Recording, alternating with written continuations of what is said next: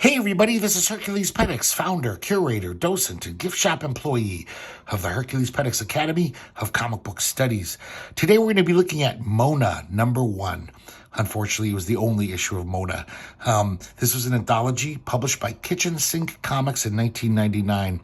It billed itself as the fine art funnies for a new millennium. And it really did have an interesting editorial vision. Like foreign artists, indie artists, classic old comics. I really wish it continued because I would have loved to have seen the pool of talent they would have pulled from, because it seems like it was more ecumenical than your average indie anthology. Right off the bat, what a way to start off. We have a cover by Jaime Hernandez, and this is not only a great cover, but it was pretty rare for Jaime to ever draw anything outside of Love and Rockets for anyone else. Even Fantagraphics, his publisher, their anthologies couldn't get Jaime Hernandez to contribute to them. He's not in Prime Cuts or 00 or any of those. So quite a coup. And it's always nice to see Jaime Hernandez art. One of the finest cartoonists probably who's ever lived. The contents page and the first story here, this is another coup. It's Hutch Owen Emerging Markets by Tom Hart. Now, this is the first Hutch Owen story in quite a while. Hutch Owen was a mini comic in the early 90s, pretty much put Tom Hart on the map. It kind of was a mini sensation. I think it might have won an Eisner even. It really kind of took the industry by storm. His art wasn't anything to write home about.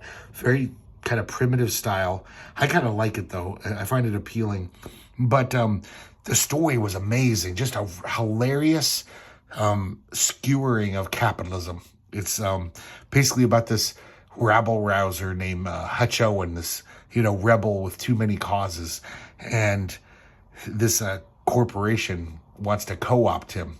You know how in the 90s it was like, hey, our charts, our surveys show that kids like rebellion, so we're going to make our products seem rebellious. And it's like the more Hutch Owen, the more radical he gets in fighting this corporation, the more they want to exploit him, and the more attractive he becomes as something to exploit. So this is continuing that total kind of hilarious attack on capitalism. We see this Warner Industries Corporation, and there's the CEO here. And this is just a really fun and funny kind of satire on corporate speak, what goes on in a boardroom. This guy's a total tyrant, but he's also kind of funny. He's like, you almost can't hate the guy because he really does seem to have this like maniacal glee about him. And just a lot of, making fun of advertising. I'm showing commercials for their new products. And their big plan, though, is there's this country in Asia called Boeing, and they really want to push their splurge drink onto it. I guess it's their energy drink that's very popular. And they're just talking about all the campaigns they're using. I like how they translated it into the Boeing language, the Boeingese language, and they messed up, and it translated to yesterday's embryonic fluid. So they had to change the name. Just kind of that kind of humor. It's pretty funny. As you can see, Tom Hart's very primitive, but I don't know why. I like it. I like his style for this kind of story. It's that he's the kind of cartoonist that just draws funny, to me at least. So now we see Hutch Owen. He's hanging out in Boeing for some reason, and he's met this friend, a local, and the friend says, "Hey, come home to my house, and my mom and dad, you can meet them, and we'll make you dinner." Back at the boardroom, we see more shenanigans. And I guess this company in Boeing, this corporation, they had one of those bottle cap contests, but the printer of the cap screwed up. So basically 1 million people are claiming these cash prizes that this corporation can't pay. So they just figure, fuck them. We'll just give them some promotional Pepsi t-shirts. I guess they own Pepsi too. It's a little confusing. But that's what they do, and they just laugh it off like, suckers. Because even though it's this board of directors is played for laughs, they're a typical evil, greedy corporation. So they bring in this guy who's like the nephew of one of the board members, and apparently his name's Sigmund. He grew up in Boeing, so they figure he could advise them on the campaign. He's also like a young hipster, so he can also give them the youth angle. Now we're back in Boeing, and Hutch is learning about the traditions of the Boingese, and apparently this festival is coming up. It's called the Purge Festival, where every year, I should mention they're a Catholic country, so every year someone dresses up like a goat, puts on a goat costume, and then everyone beats the crap out of the goat, and then they ceremoniously burn the head of the goat. Supposedly that purges everyone's sins for the year. So also Hutch finds out about this contest gone awry, and he's furious.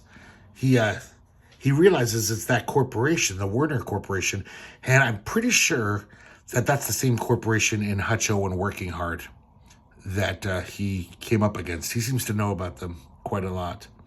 So he basically tries to rile up his buddy. He says, we got to fight back. This is bullshit. They can't get away with this, giving Pepsi t-shirts instead of the money they promised. So we cut away back to the boardroom. We see more commercial parodies, just ridiculous commercials and stuff. And then the CEO decides to travel to Boeing with Sigmund, and his scene is pretty funny.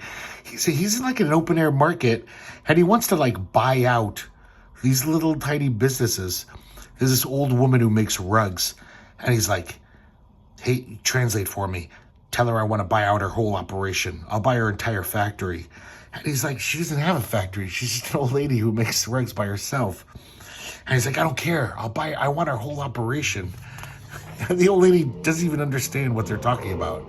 Doesn't understand the concept. And finally they just walk off frustrated. So I guess there's this really popular singer in the Boeing named Una Thaluna. And he hears about this Purge Festival, the CEO. And he realizes, oh my God, let's co-opt it and make it the Splurge Festival to promote our drink. And we'll get Una Thaluna to sing. Get her on the phone. So meanwhile, Hutch Owen, his plan is working. Oh, he's got all these Boingese riled up, and they're actually rioting outside the bottling plant. And they're totally rebelling against the Werner Corporation.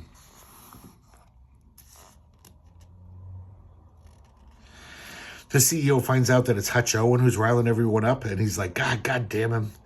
So I'm pretty sure this is that same corporation, because he seems to know who Hutch Owen is and does not like him.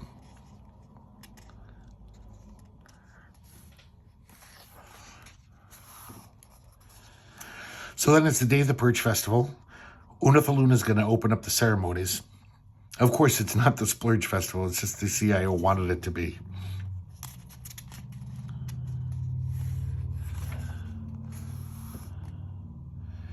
So he's backstage, though, the CEO and that kid, and he doesn't know anything about the Purge Festival, but he still wants to co-opt it. He basically he tells the nephew to just run out on stage and yell, Splurge. And meanwhile, he finds the goat costume, and he just wants to put it on. He's like, oh, people love animals. I'll put this on and win the crowd over. So he comes out in the goat costume. He yells, Splurge. Of course, everyone runs up with their sticks and beats the crap out of him, because that's part of the festival. And then they carry him to the bonfire. They take off his head and they burn it. So Hutch sees who it is, the CEO that he recognizes. And he grabs a stick and starts wailing on him some more. And his friend has to say, no, Hutch Owens, The evil is purged. But Hutch doesn't care. He just wants to beat the crap out of this guy. So finally he stops. And then we see an epilogue. And Hutch is hanging out in this American bar. And he gets a tattoo that says, "Brothers in Battle, USA Boeing, for Jesus, no criminy." And meanwhile, I guess it was a plan. His friend in Boeing gets a tattoo, like a complimentary tattoo. Boingizia Rising. Oh, so maybe that's what the country's called, Boingizia, not just Boeing. But then after all this trouble, the CEO is still happy because he looked out at the crowd and saw all the Pepsi gear on everyone's backs. And he says, "Seeing that, I know, gentlemen, that the future is ours." So no matter how you rebel against those guys, they're always going to win. You know, that's what I think he's trying to say there.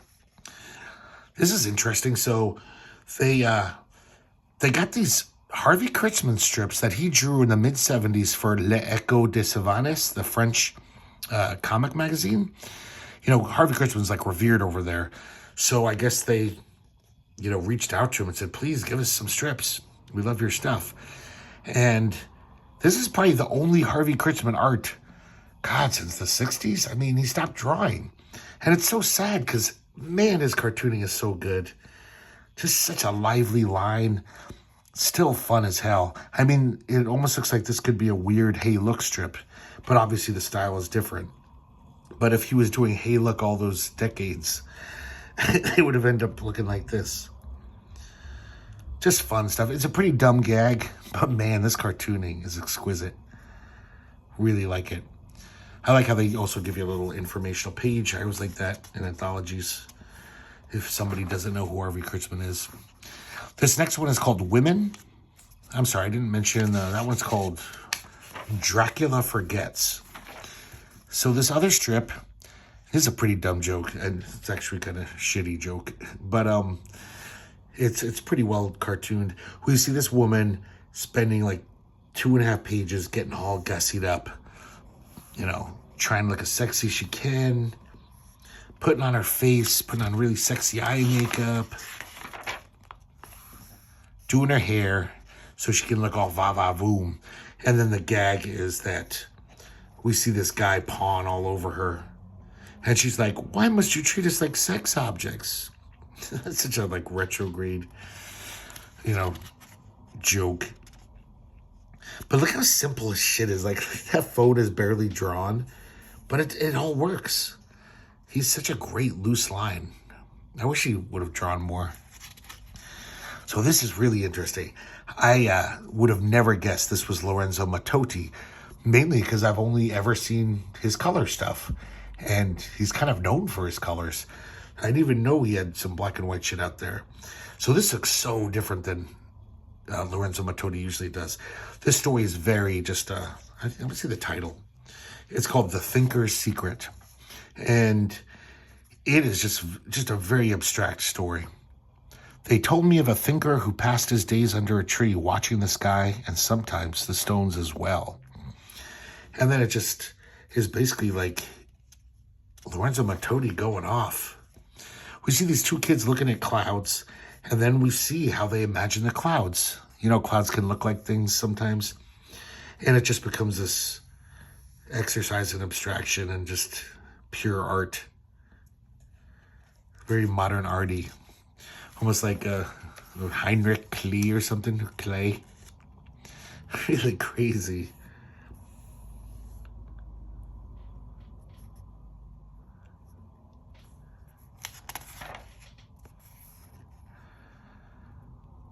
I kind of like it, though. It's doesn't make any sense at all. It's not supposed to.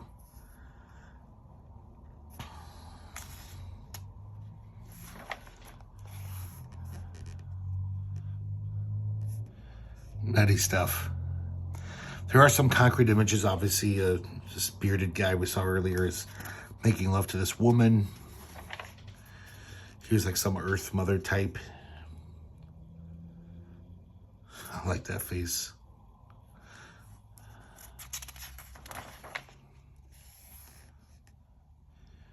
And it's interesting as the comic progresses, if you notice in the first few pages, it's such a light and airy style, you know?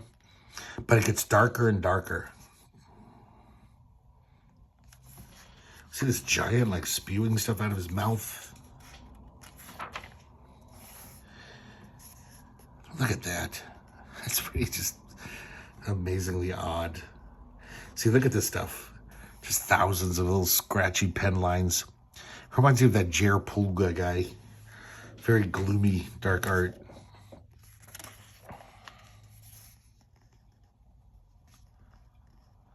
Yeah, I don't know what I'm seeing here, but I kind of like it.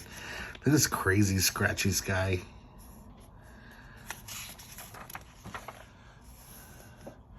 I like this two-page sequence with these insidious rabbits.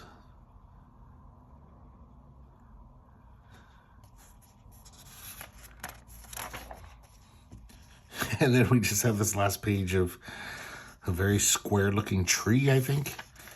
I don't know, but it looks great. It's very eye-catching.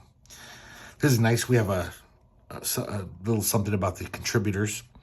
And it's interesting how Robert Boyd, the editor, even admits that, like, yeah, this is probably going to be the only issue of Mona. I don't know what I was thinking, trying to start an anthology. And anthologies never sell anyway. But I'm trying to start an anthology in 1999, like, kind of rock bottom year for comic sales in the comic book market.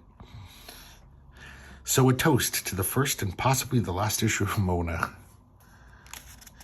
And he was correct in his assumption. Here we got J. Bradley Johnson's King Bee. J. Bradley Johnson was in a bunch of Fantagraphics anthologies in the 90s, maybe even in the 2000s. I think he had a solo title, probably. But his stories are kind of fun, but I don't know, his style just doesn't really do much for me. It's kind of a weird story. We see these two female bees and they're complaining about this king bee. For some reason, this hive is a king bee instead of a queen bee. He's kind of tyrannical. And so one of these female bees says, I think I'm going to become a queen. And, challenge him, his rule. So I guess the king bee has this king substance he secretes. So everyone's under his spell. Or so he thinks. But then that female bee who wants to be queen comes in with knives and attacks him. But his assistant injects her with a hormone suppressant. And then he begins to secrete even more king substance. And spreads it all over his body. Soon. And then those two women are licking the king substance off of his body. And he's basically just like, yeah, it's good to be king. It's so crazy, the story. So this last big chunk of the comic is the first third of a graphic novel that was going to be serialized in Mona if it continued. And I forgot the name. Let me check real quick. I Sold My Soul to Satan, Part 1 by Matthew Guest. Never seen this guy before or since. It's got a pretty interesting, well, definitely unique style. And this is a very, like, non-linear kind of story. And apparently there's a funeral going on. And it's kind of just like little character studies. There's no captions or narration. But we just learn about the people from their dialogue. Kind of figure out what they're like. As you can see, this guy's art is kind of weird, kind of inconsistent, idiosyncratic style. So I guess it's Texas in the 1980s. There's this definite undercurrent of Catholicism because most of the main characters are alma maters of this Catholic high school, and that's a pretty nice drawing there. Some of these panels are great, but then some are just like, eek. This one's kind of nasty. I guess they're football rivals, high school football rivals. Plano, it's the neighboring town, and it's like a kind of a white trashy town where everyone's on meth and shit. And so there's lots of suicides and copycat suicides and even satanic ritual shit. So it's kind of like suicide city number 1. And at the football games, the Catholic high school has a banner that says, "Kill Plano before they kill themselves." That's another nice face there. This guy's cracking himself up thinking about the sign. Then he has these little things that are just like these pages. It looks like a doorway. They're almost like a visual caesura. It just kind of breaks up these random scenes. So now we see this little local restaurant that sells corn dogs, Felcher's. And we just see these guys who work there. And they're all kind of cracking wise and horsing around. That's pretty good too.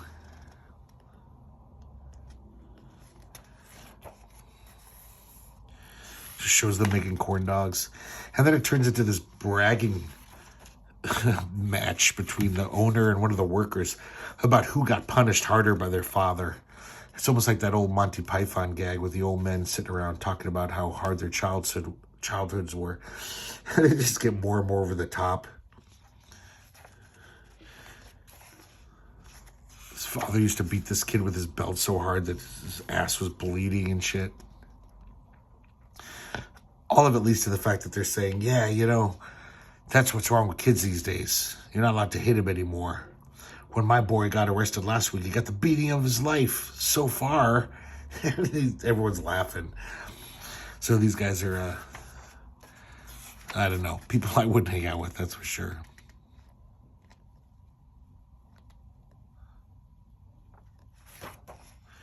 We have another one of those little breaks, and then we see the funeral. I guess it's some high school kid who had a very promising future. He's very popular.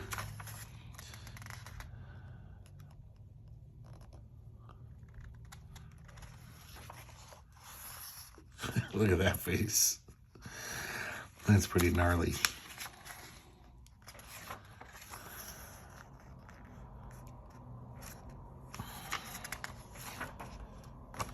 And that's it for, I don't know if it was ever completed, this graphic novel. But that's a nice last page of all the floating heads. And that's it for Mona number 1, unfortunately. Like I said, man, this is one of those big regrets in comics. Like I almost want to like find Robert Boyd on the internet and just ask him what was the lineup for issue 2. I'm curious just to see what was going to be in it. Maybe they had number 3, I don't know. But so many of these anthologies that I look back on, I'm just so bummed they didn't continue. I just can't get over it. I dwell on it a little too much. I think I might have told you, when I was a kid, I used to love to make weird little lists where I would just be a fantasy editor. And if some like comic or comic company ended, in my head, I would plan out what they would have continued to do had they not gone under. Obviously, I didn't get laid for a long time. But that's it, guys, for Mona number 1. Hope you enjoyed looking at it. And I hope to see you next time here at the herculespetix Academy of Comic Book Studies.